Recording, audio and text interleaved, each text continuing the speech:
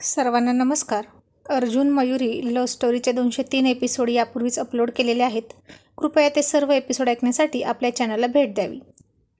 आता बराच वेळ झाला तरी चैतन्य काही येत नव्हता.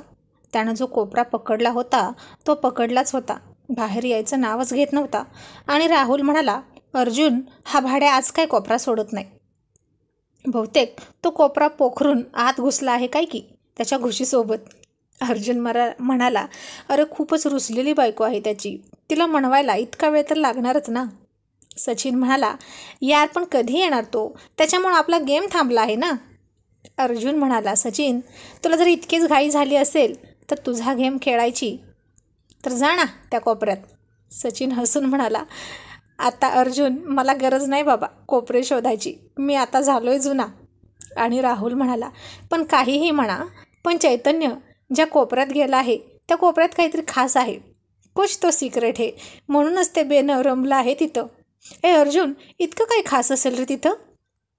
अर्जुन हसून म्हणाला, चैतन्य जेव्हा तो कोपरा सोडेल ना तेव्हा पुढचा नंबर तुझा बरं का. तूही जाऊन त्या सिक्रेट कोपऱ्यात काहीतरी सिक्रेट करून ये. आणि हे ऐकून रॉयल लेडीज थोड्या थोड्या लाजायला लागल्या. आणि मयुरी म्हणाली, अहो बास ना आता हे कोपरा पुराण, तुमच्या मित्राला बोलवा बाहेर, शोभतं का हे, सगळे आहेत ना इथं. अर्जुनराव तिला हळूच म्हणाले, न शोभायला काय झालं, आणि काय संबंध आहे इथं त्याचा. तो काय डायनासोरसोबत कोपऱ्यात गेला नाही, जिवंत माणूस बाई, आणि तीसुद्धा त्याची बायको आहे, तिच्यासोबत तो हा कोपरा रोमांस एन्जॉय करतोय तर करू दे की. आणि तुला एक कळतंय का की कोपऱ्यात अगोदर तुमची रॉयल लेडीज गेली आणि मग माझा मित्र गेला आहे, म्हणजे कोणी कोणाला आमंत्रण दिलं आणि कोपऱ्यात इन्व्हाइट केलं सांग बरं. आणि उगीच आमच्या मित्राला दोष द्यायचा नाही, समजलं. आणि रॉयल बॉयज खूप सभ्य आणि जेंटलमन आहेत. आणि मयुरी म्हणाली, सभ्य जेंटलमन आणि तुम्ही सगळे, वा वा, खऱ्याची दुनियाच राहिली नाही आता. आणि अर्जुन म्हणाला, तुला काही शंका येते की काय, असे काय एक्सप्रेशन दिलेस, हा बघ हा हा तुला सभ्य सुसंस्कृत वाटत नाही का. मयुरी म्हणाली, ते आहेतच सभ्य, पण तुमचं काय अर्जुनराव, मी तुमच्याबद्दल तर बोलत आहे. आणि अर्जुन हसून म्हणाला, आमचं काय म्हणजे, हाच आमचा सभ्यपणाचा चेहरा आहे अख्ख्या टीमचा, कळलं. म्हणजे सभ्य चेहरा, चैतन्य म्हणजे कंजूस, राहुल म्हणजे ताकद, आणि तुम्ही म्हणजे वात्रट चावट फाजील, असं मयुरी म्हणाली आणि हसू लागली. आणि अर्जुन म्हणाला, तोही फार महत्त्वाचा गुण आहे, कळलं का. सगळ्यांना ते जमतं असं नाही, पण तुला आपला येतो माझा कंटाळा. राहुल म्हणाला, अर्जुन वहिनींना सोड आणि त्या चैतन्याला हाक मार. अर्जुन म्हणाला, मी अजून तुझी वहिनी धरलीच कुठं. तसा हसून म्हणाला, राहुल चैतन्य आता कोणाच्या हाक ऐकत नसतो, तो गेला आता रेंजच्या बाहेर. का रे राहुल, तुला हवाय का कोपरा. राहुल म्हणाला, पण त्यानं कोपरा खाली केला तरच आम्हाला कोपरा मिळेल ना. अर्जुन म्हणाला, बाकीचे 2 कोपरे आहेत की, तू एक घे, एक घेईल आणि सचिनसाठी एक, चौघे 4 कोपरे घ्या. आणि काय सिक्रेट गोंधळ घालायचा तो घाला. सचिन म्हणाला, आणि तू रे, आम्ही चौघांनी 4 कोपरे घेतले तर तू कुठं जाशील. अर्जुन हसून म्हणाला, मी इथेच हॉलच्या मध्ये सेंटरला, कारण मी हेड आहे ना आपल्या टीमचा, मग मला इथं चालेल. आणि सचिन हसून म्हणाला, मग तुझं काहीच सिक्रेट राहणार नाही अर्जुन. अर्जुन म्हणाला, आणि मला ते ठेवायचं पण नाही, आपला विषय कसा खुल्लम खुल्ला आहे. आणि भाड्यांनो, तुम्ही तुमच्या कोपऱ्यात असणार बिझी, मग माझ्याकडे बघायला कुठं वेळ असणार आहे तुम्हाला. हॉलकडे पार्ट करायची आणि सुरू करायचा सिक्रेट मिशन, म्हणजे कसं कोणाची कोणाला खबर पण नाही लागणार, हो की नाही. आणि सगळे रॉयल बॉयज हसले आणि रॉयल लेडीज पुन्हा लाजल्या. राहुल म्हणाला, पण काहीही म्हणा, तो कोपरा खूप खास आहे चैतन्यचा, अजिबात दिसत नाही काय चाललंय ते. आता बहुतेक राहुलचं मन त्या कोपऱ्यावर गेलं होतं काय की, आणि तो इथून जाण्यापूर्वी नक्कीच त्या कोपऱ्याचं दर्शन घेणार म्हणजे घेणार. आता इकडे चैतन्य काही लवकर येईना आणि गेमही सुरू करता येईना, तेव्हा मेघा त्याच्या तोंडातून तोंड बाजूला काढत त्याला म्हणाली, बास ना आता, काय म्हणतील सगळे, हे बरं दिसत नाही ना. आता तिलाही ते सगळं हवंहवंसं वाटत होतं, पण फक्त आपली वरच्या मनानं बास बास म्हणायची, कारण तीही आसुसलेली होती त्याच्या प्रेमासाठी इतक्या दिवसांच्या विरहानं. आणि चैतन्य हसून म्हणाला, मेघा मला ही तुझी सवय माहीत आहे बरं का, वरवर नाही म्हणायचं आणि पायलीचं हाणायचं. म्हणून तू बास म्हणालीस तरी मी जास्तच करणार. आणि ती हसून म्हणाली, आणि कोणी आलं तर?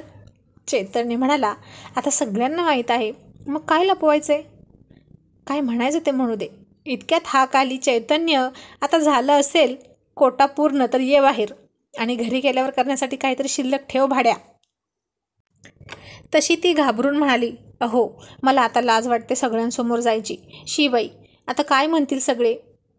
ती बाहेर येतच नव्हती. तो म्हणाला, काही नाही होत, चल मी आहे ना. अहो पण असं कसं, सगळे कसल्या नजरेनं बघत बसतील ना आपल्याकडे, चोर समजून. चैतन्य म्हणाला, मग आपण वर बघायचंच नाही, चल. त्यानं तिच्या हाताला पकडलं आणि घेऊन आला. ती म्हणाली, हात सोडा, मी अजून रुसली आहे असंच नाटक चालू ठेवू, म्हणजे कोणी आपल्याला चिडवणार नाही. ओके बर चल, असं म्हणून दोघेही बाहेर आले आणि त्या कोपऱ्यानं एकदाचा मोकळा श्वास घेतला. आणि मेघा थोडी नाक फुगवून बसली. रॉयल लेडीज हसून म्हणाल्या, काय गं, अजून चिडलेलीच आहे का तू? आम्हाला तर वाटलं आता सगळं भांडण मिटवूनच याल. आणि चैतन्य नाटक करून म्हणाला, ए राहू दे, नाही बोलायचं तर नको बोलू, खूप झाली तुझी नाटकं. किती पाणी लावायचं यार हिला. आणि रॉयल बॉयजसुद्धा चकित झाले. या माकडानं इतका वेळ तो कोपरा गरम केला आणि तरीही भांडण मिटलं नाही. म्हणजे नेमकं त्या कोपऱ्यात जाऊन यांनी पुन्हा भांडण केलं की काय? राहुल म्हणाला, चैतन्य, अरे अजून भांडलात की काय तुम्ही? चैतन्य मेघाकडे रागात बघून म्हणाला, आता एखाद्याचं शेपूट वाकडं ते वाकडंच, त्याला मी तरी काय करू? जाऊ दे, गेली उडत. चला गेम स्टार्ट करा. आता असं म्हटल्यामुळे वातावरण गंभीर झालं आणि कोणीच त्यांना चिडवत नव्हतं. मेघा आणि चैतन्य रिलॅक्स झाले आणि अचानक अर्जुनराव म्हणाले, चैतन्य, अरे ओठांची लिपस्टिक तरी पुसकी भाड्या.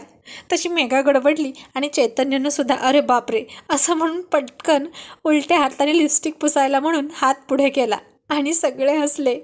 आणि अर्जुन म्हणाला, पकडली ना चोरी, डोळे झाकून दूध पिता होता काय मांजरासारखे. कोमल फार हसून म्हणाली, चैतन्य भाऊजी, अहो तुमच्या बायकोनं आज लिपस्टिक लावलीच नव्हती, हे विसरला आहे का तुम्ही? आणि आता आणखीनच सगळे त्यांच्या फजितीने हसत होते, कारण येताना मेघा रुसली होती ना, काहीच मेकअप न करता आली होती. मग मी तू म्हणाली आणि आमच्यासमोर अजूनही भांडत आहे असं नाटक करत होता काय? अर्जुन म्हणाला, हो भांडत तर होते ते, पण ओठांनी ओठांशी. हो ना चैतन्य? मग आता चैतन्य भाऊजी आणि मेघा, तुमचं पोट तर भरलंच असेल हो ना? आता तुम्हाला जेवणाची काही गरज नाही. तसा चैतन्य म्हणाला, अजिबात नाही, यानं कुठं पोट भरतं का? अर्जुन म्हणाला, अगदी बरोबर, आता हेच वाक्य जरा मोठ्याने बोल, म्हणजे सगळ्यांना ऐकू जाईल, असं तो मयुरीकडे बघून म्हणाला. कारण आमच्या घरात सारखं म्हटलं जातं की बास आता, पोट भरतं की नाही तुमचं? आणि हे ऐकून मयुरीनं डोळे मोठे केले आणि मनातच म्हणाली, निर्लज्ज कुठले, काहीही बोलतात. मग राहुल म्हणाला, मी काय म्हणतो अर्जुन, आपण एक ट्रिप काढूया, लॉंग ट्रिप, कुठेतरी काश्मीर किंवा म्हैसूर उटीला 4 दिवसांची. अर्जुन म्हणाला, चालेल, मला काही प्रॉब्लेम नाही, पण उटीला नको. अभि म्हणाला, का? तू जाऊन आलास म्हणून? अर्जुन म्हणाला, नको यार, तिथले ते ऑर्गनायझर आहेत ना, मूर्खासारखे गेम ऑर्गनाईज करतात आणि बायका मध्यरात्र होईपर्यंत त्या फडतूस बक्षिसासाठी खेळ खेळत बसतात आणि मग आपला बेडरूममधला खेळ तसाच राहतो.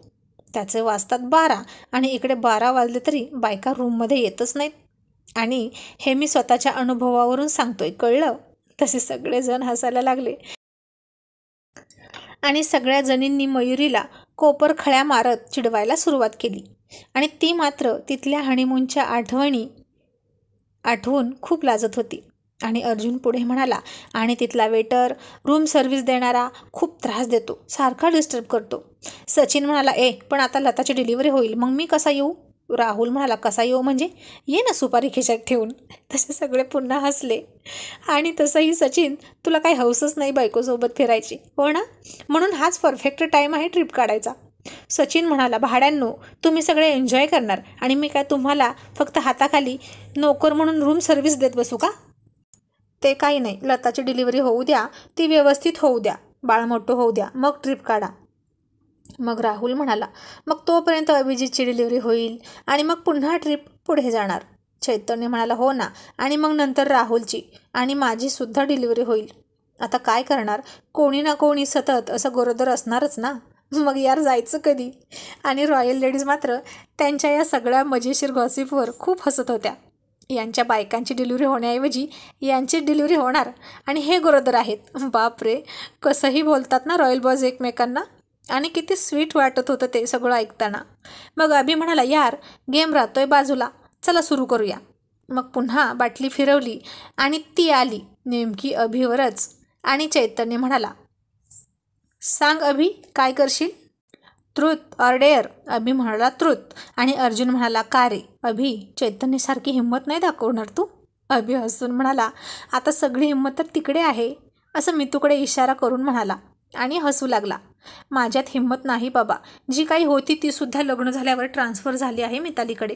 आणि चैतन्य म्हणाला, हो माकडा, तुझ्यात हिंमत नाही म्हणूनच आत्महत्या करायला निघाला होता. तसा अर्जुननं चैतन्याच्या पाठीत धपाटा टाकला आणि म्हणाला, गप्प बस, फालतूचे विषय काढू नकोस आता. चैतन्य म्हणाला, फालतू काय त्यात? ए मिताली, तुला माहीत आहे ना त्याने काय केलं होतं? ती म्हणाली, हो ना माहीत आहे, आणि मलाही ते नाही आवडलं. आत्महत्या करण्यापेक्षा जर माझ्या घरी येऊन माझ्या आईबाबांकडे हात मागितला असता ना, किंवा मला पळवून नेली असती तरी चाललं असतं. पण तो आला भाऊजींना घेऊन, आणि भाऊजी मला म्हणाले की पळून जाऊन लग्न करणार का, आणि म्हणून मी नकार दिला. ज्याच्यासोबत संसार करायचा त्याच्यात हिंमत हवी ना पळवून न्यायची. अर्जुन म्हणाला, ये होई ना बात, अगदी बरोबर बोललीस. उसनं अवसान घेऊन संसार चालत नसतो. डेंगणं लावून तंबू उभारला जात नाही. प्रेम, लग्न, संसार आपल्या आपल्या हिमतीवर करायचं असतं. बरं चला अभि, आता तू खरं खरं सांगायचं. आणि आता मितालीच म्हणाली, मी विचारू का प्रश्न त्याला? अभि म्हणाला, विचार विचार. आणि मिताली म्हणाली, माझ्यासोबत तुझं कितवं अफेअर होतं? तशी सगळ्यांनी आश्चर्याने तोंड वाचली. मयुरी म्हणाली, मिताली अगं काय हे, काहीही विचारशील का?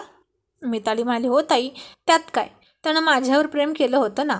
मग याआधी त्यानं कुणावर प्रेम केलं होतं की नाही ते मला ऐकायचं आहे. आणि अमेरिकेत तर तो किती वर्ष राहिला आहे. आजकाल असंच कोण राहत नाही. आणि आता सगळ्यांनी पाहिलं अभिकडे, आणि त्यालाही वाटलं उगीच खरं खरं सांगायचं हा निर्णय घेतला. पण हिंमत पण नाही ना ते म्हणतील ते करून दाखवण्याची. मिताली म्हणाली, सांग ना अभि, खरं खरं सांगायचं. आणि अभि म्हणाला, आता खरंच सांगतो ऐका, कारण मला कधीच खोटं बोलता येत नाही, आणि जिथे मला काही बोलायला सुचत नाही तिथे मी गप्प बसतो, हे तर माहीत आहे सगळ्यांना. सचिन म्हणाला, हो हे मात्र खरं आहे, आमचा अभि छक्के पंजे कधीच करत नाही.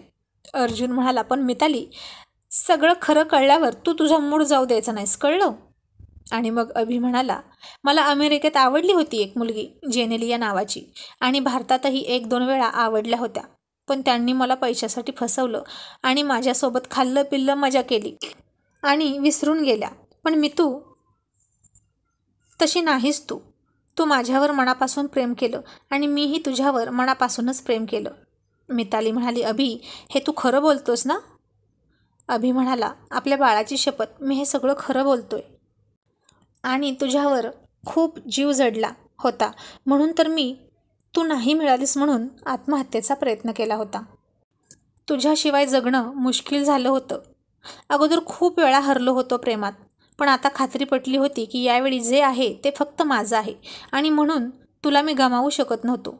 आणि आता अभिच्या डोळ्यात पाणी आलं होतं, आणि मितालीनं जाऊन त्याला घट्ट मिठी मारली. आता हे पाहून इतर रॉयल लेडीज थोड्या लाजत होत्या. सगळ्यांना देखत अशी कशी मिठी मारायची नवऱ्याला असं म्हणून. पण मिताली आणि अभिसाठी हे नॉर्मल होतं. चैतन्य म्हणाला, यार पण जेनेलिया तर रितेशची आहे ना? सचिन हसून म्हणाला, पण आता मिताली आपल्या अभिची आहे. आणि अर्जुनरावांनी त्या दोघांच्या आडून थोडीशी मान तिरकी करून मयुरीकडे पाहिलं आणि हळूच डोळा मारत तिला म्हणाले, घ्या शिकून काहीतरी. आणि मयुरीने तिचं नाक डोळं मोडलं आणि म्हणाली, काही गरज नाही काही पण शिकून घ्यायची. जे ज्याचं त्यालाच जमतं अशा गोष्टी शिकून जमत नसतात. त्या मूलभूत अंगी असाव्या लागतात, आणि आमच्याकडे असा तिखटपणा नाही. अर्जुन म्हणाला, हो ना, आमच्याकडे तर सगळं कसं गोड गोड आहे, रसदार रसरशीत रसगुल्ला, बघितला की तोंडाला पाणी येतं. तशी मयुरी आता लाजून खाली बघू लागली. आणि अर्जुनराव मनात म्हणाले, काही नको, उगीचच मुद्दाम ओढून ताणून बोल्डनेस आणायची काहीच गरज नाही. जे आहे ते खूप सुंदर आहे, साजरं लाजरं बुजरं, अगदी निरागस, मन प्रसन्न करणारी सुंदरता. आणि चेहऱ्यावरचं स्मित हास्य तर अगदी जीव ओवाळून टाकावं असं. बोल्डनेस, हॉटनेस कुठूनही आणता येईल, पण ही निरागसता कुठून आणायची? माझी मयुराणी, तू आहे तशीच मला जाम आवडतेस आणि तुझी ही निरागसता मी कधी कधीच जाऊ देणार नाही. कारण सगळ्यांच्याच नशिबात ही सोज्वळता, हे साधंपण नसतं. माझी बायको युनिक पीस आहे, एकदम हटके, माझ्यासारखीच नादखुळा. आता हे सगळं तिच्याकडे एकटक पाहत स्वारींचं मनातल्या मनात चाललं होतं. आणि काय डोक्यात आलं काय माहीत, स्वतःच उठले आणि जाऊन मयुरीला घट्ट घट्ट मिठी मारली. आणि लाजाळूचं झाड असलेली आपली मयुरी लाजून चूर चूर झाली.